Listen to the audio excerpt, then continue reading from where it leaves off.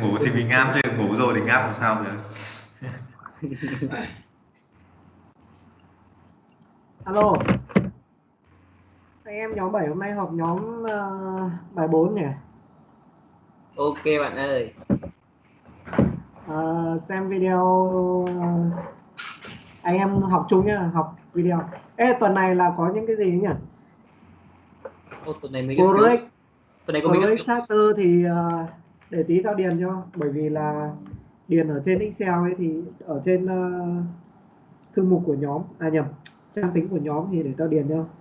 Còn đâu cái gì nhỉ? Slide thì Toàn làm nhá. Ok. Bây giờ Toàn anh nhớ em là cũng chỉ làm slide thôi. bây giờ anh em ngồi xem video học tập nhá. Bảo mày làm thì mày không làm cơ. Đổi không đổi.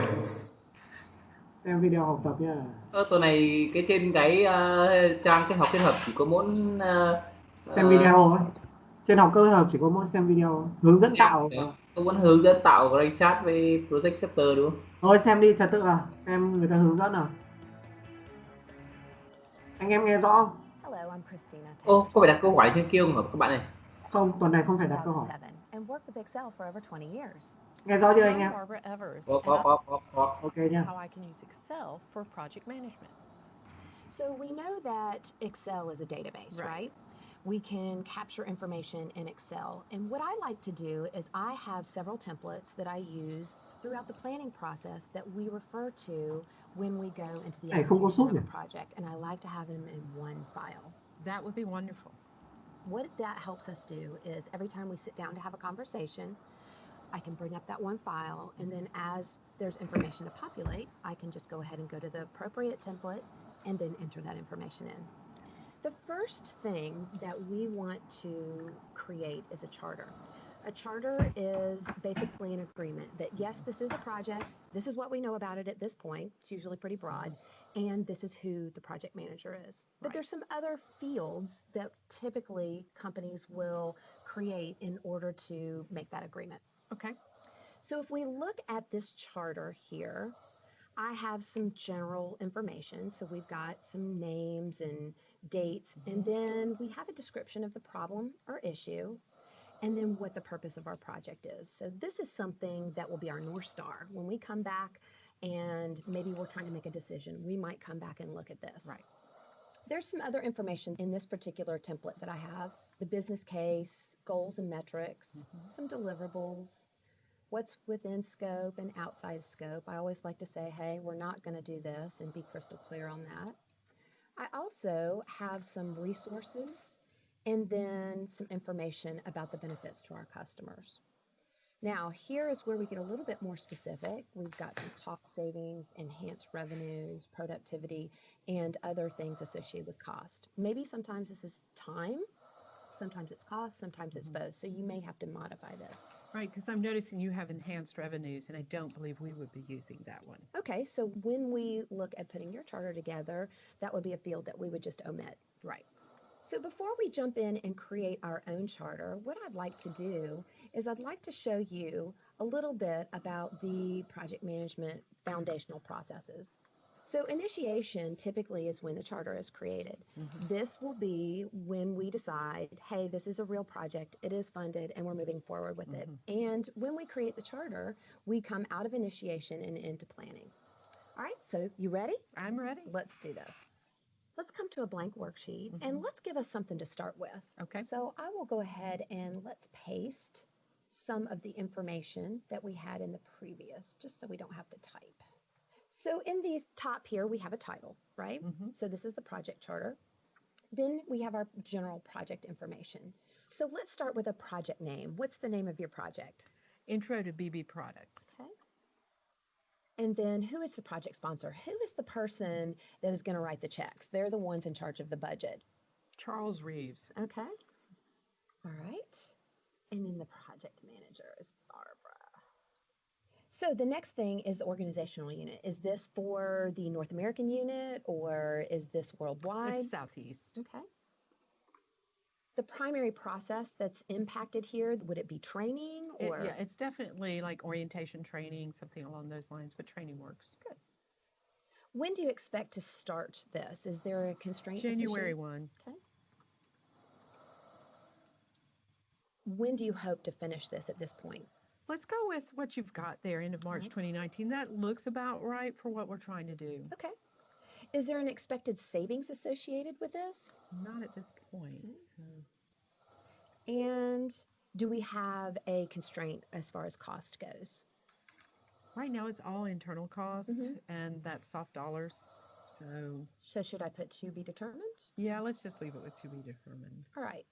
So the great thing about this is these are fields that we would tend to use quite a bit. When we are setting this up, typically this is going to be information that we'll see on the other sheets. Okay. So let's come down here to the bottom and let's type in charter. Let's go ahead and put the problem or issue in here. Now this can be an opportunity or a problem. And it sounds like with training it might be an opportunity, right? Well, what we've discovered is we have an introduction to the products, but it's not effectively preparing our employees to move forward. So we're trying to improve their understanding of what we actually sell. Okay. How about that? That works. Let's go ahead and add another one. And the next thing that we'll talk about is doing requirements. A lot of times you will want to put the same information at the top of each one of these, especially if you're going to print it or. So let me show you a little trick here. What I can do is we'll just go ahead and grab these three. And then we can put those up here. All right. Now, for the project name, what I can do is I can press equals, like you're going to do a function or formula, come over here to charter, and then click on the cell where you have the project name. Notice that you have the marching ants around there. Right. We'll press enter, and now that will show up here. Now, can I copy that down, and will it grab from the cells below it on the previous spreadsheet? So let's take a look. If I come to the bottom right-hand corner, click and drag that down, now we have all three of those. And the great thing about this is, let's say that somebody says, hey, we want to make a really great name. We're going to call this Project Engage, or, you know, they put some marketing spin onto it.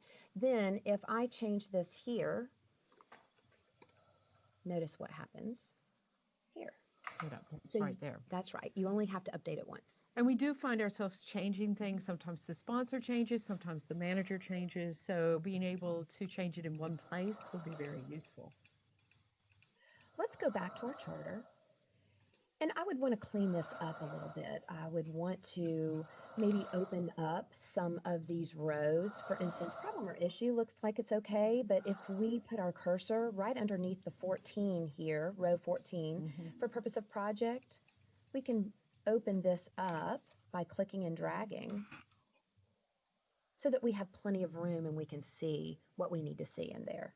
Also, if you look up here at the top, notice that we have, it looks like some overhang, and I would want to come up here and get rid of this fill. So that's under Home and Font. Come down and choose No Fill. Or if you have other things in there, you could always come up to the editing group and choose Clear and just clear everything out of there. Once you go through the process of cleaning this up, then we are on our way to a great project charter. Christina, I like that this looks more like a database than I'm working in a spreadsheet, because I think sometimes people look at a spreadsheet and they're like, oh, I don't know what to do with this. But I liked the overall look of what you showed me at the beginning, and it looks like this is going to be very easy to do. I'm excited to see how to do the rest of the tabs.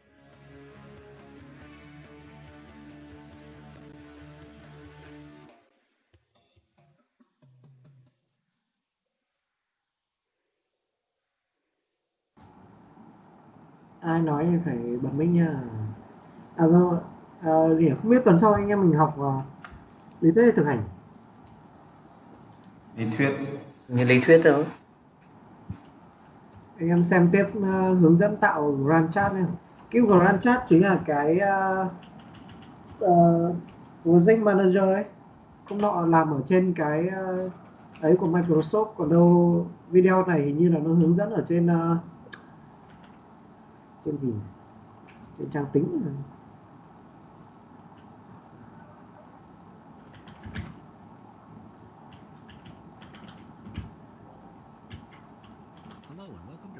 42. Watch this video to see how to create this Gantt chart in Google Sheets. It includes features like a dynamic timeline, as well as showing the progress of each task.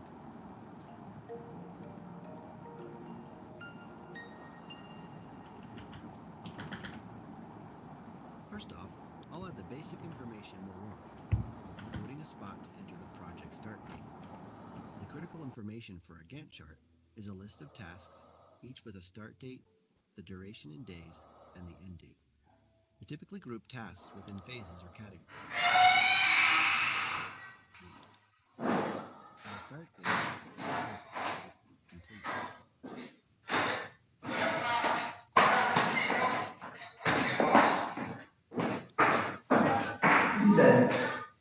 I'll have this Easy.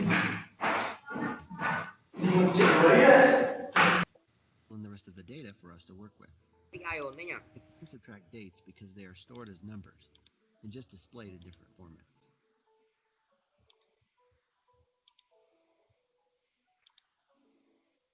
I'll copy these formulas down to create a second project phase. I'll make phase 2 start one day after the final task of phase 1.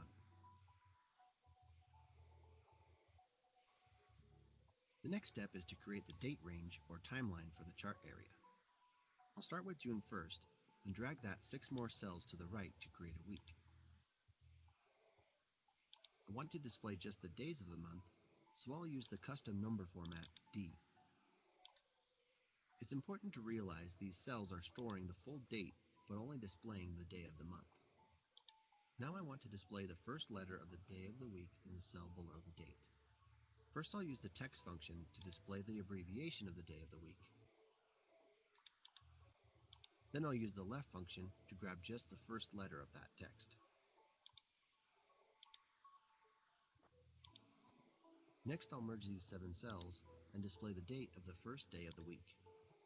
To display the full date, I'll need to change the number format back to the date default.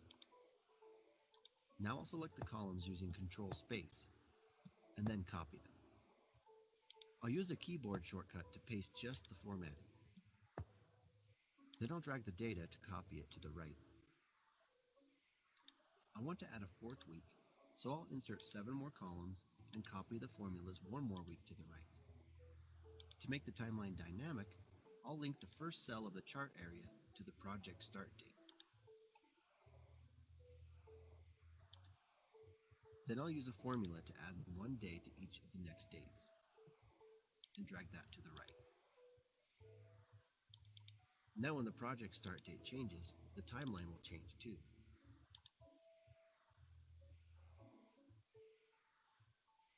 First I'll select the entire worksheet and change the vertical alignment to center. Next I'll adjust the column widths. If you're looking for a more precise adjustment, you can click on the column drop-down and select Resize Column. Then you can type in the exact number you want. You can also select multiple columns and right-click to get the Resize Columns option. When formatting, I also like to turn off the grid lines. Now I'll do some general formatting of the first couple rows to make the important information stand out even more.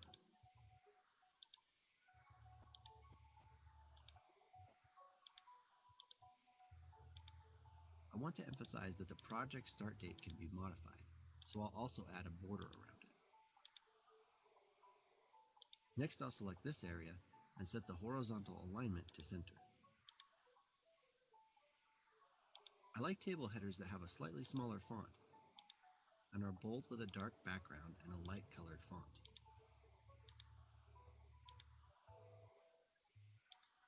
Next, I'll make each week's chart labels a bit more interesting. I made the main date left justified in bold. Now I'll decrease the font size to match the table header. I'll add a light background color and a dark gray border. Now I can use the Format Painter to apply those changes to the other 3 weeks. To make the Gantt chart easier to read, I'll emphasize the phase rows with a background color and then add horizontal borders for the tasks.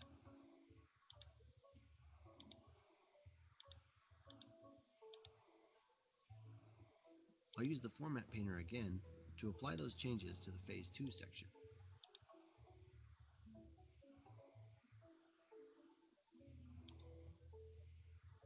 We could add bars by filling in the chart manually, but that's way too time-consuming. So instead we'll use conditional formatting to fill in these cells when the dates at the top of these columns are within the start and end dates. First we'll select all of these cells and go to Format, Conditional Formatting. Under Format Cells If, I'll select Custom Formula Is from the drop-down menu. Now we're ready to type in our formula. It's important to create the formula based on the upper left cell in the range. We'll use the logical function AND, setting the date in row 4 greater than or equal to the start, comma, and the date less than or equal to the end. Think of this formula as being copied to the rest of the cells in the applied range, so we need to make the rows of the date references fixed by adding a $sign in front of the row numbers. We'll also make the columns of the start and end dates fixed by adding $signs in front of the column letters.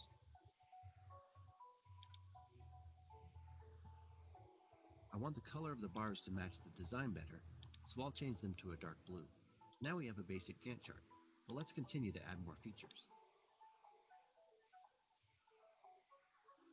Our timeline currently starts on the same day as the project start, but I want it to always start on Monday. I'll edit this formula to subtract the weekday of the project start. After the comma, I'll type 3, which makes Monday a 0. Now the weeks in the timeline will start on Monday regardless. Next I'm going to add an input that lets you scroll through the chart.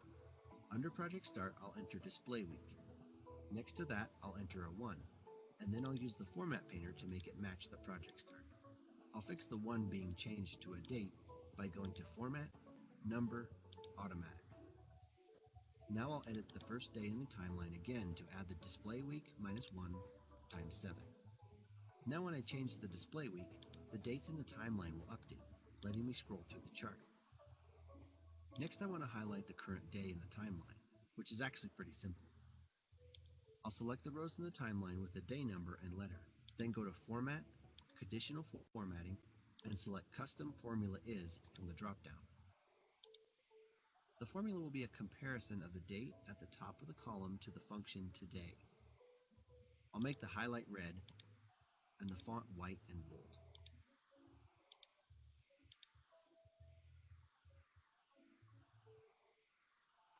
First, I'm going to insert 3 new columns. This first new column is for who the task is assigned to. The next 2 columns are where we'll show the task progress. I'll change these cells to the percentage format, then I'll enter in some example data.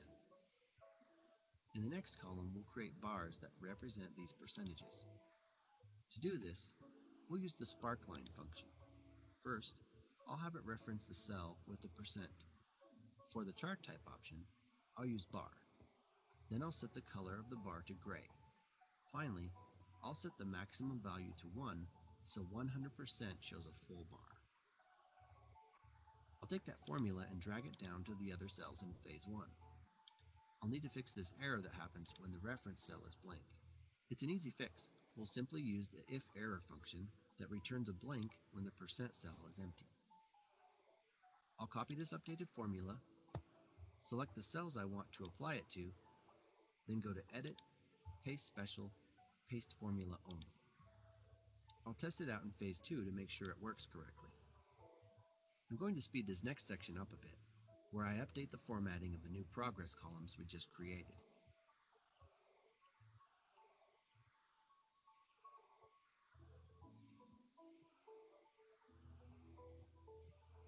To finish things off, I'd like to see the duration of each phase, as well as group the tasks for easy viewing.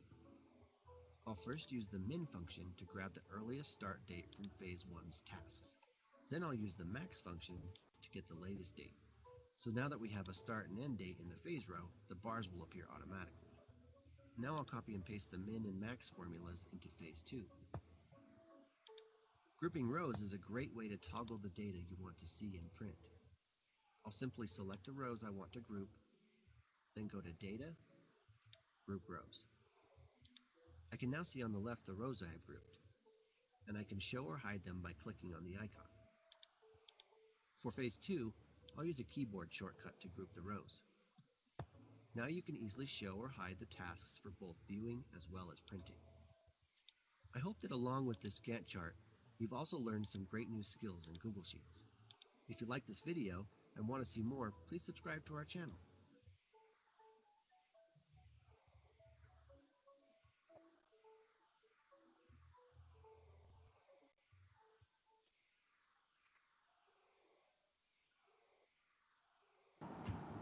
Rồi, ai có việc gì thì triển khai luôn đi nhá. Ê, tuần sau nhiều việc ấy, khả năng tuần sau anh em phải làm sớm. Anh em nhất trí một câu là Ok. ok nhá. Toàn làm slide đi nhá. Anh em giờ một cái tôn chỉ với lập kế hoạch kìa. Lập kế hoạch kìa. Cái gì cơ? Làm cái tôn chỉ với lập kế hoạch kìa. Hai cái. Tôn chỉ nó chính là cái project chart ấy, nhưng mà nó là của cả nhóm thì tí tao làm. Còn đâu cái lập kế hoạch này làm gì có deal để nộp đâu. Này chỉ xem hướng dẫn thôi mà. Cái project chart là chứ thực hành làm rồi đấy phải không? Làm rồi. Đấy, có cả nhóm ở đấy thì nộp luôn. Thì tí tao nộp mà. Thế xong rồi không? Tuần này xong rồi không? Xong rồi. Nhưng mà tuần sau khá nhiều việc đấy. Ok. Tao xem trước, tuần sau làm sớm. Sẽ tiền cao. Thôi, stop recording nhá. Hôm nay anh em mình họp xong tuần 4 rồi.